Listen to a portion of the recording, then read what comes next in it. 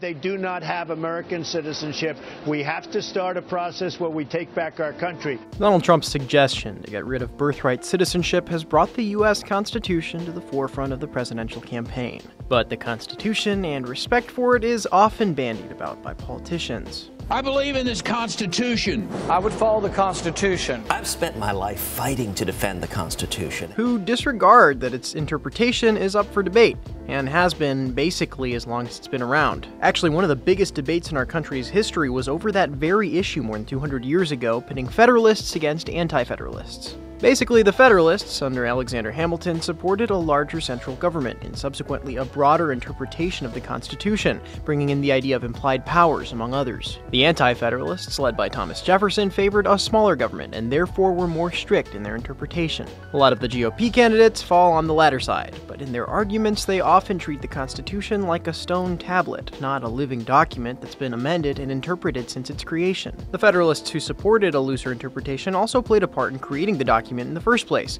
Hamilton was a part of the Constitutional Convention, which drafted it, and the Federalist Papers he largely wrote have been a guide for interpretation ever since. In fact, the current attack by some GOP candidates on birthright citizenship is, in its own way, a modern manifestation of that original debate about interpretation. If you have an open border, you can't have birthright citizenship. The candidates, like Trump, who argue the 14th Amendment is being exploited by undocumented immigrants, have their perspective, and their opponents, even within the GOP field, argue that's a constitutional right. For Newsy, I'm Sebastián Martínez.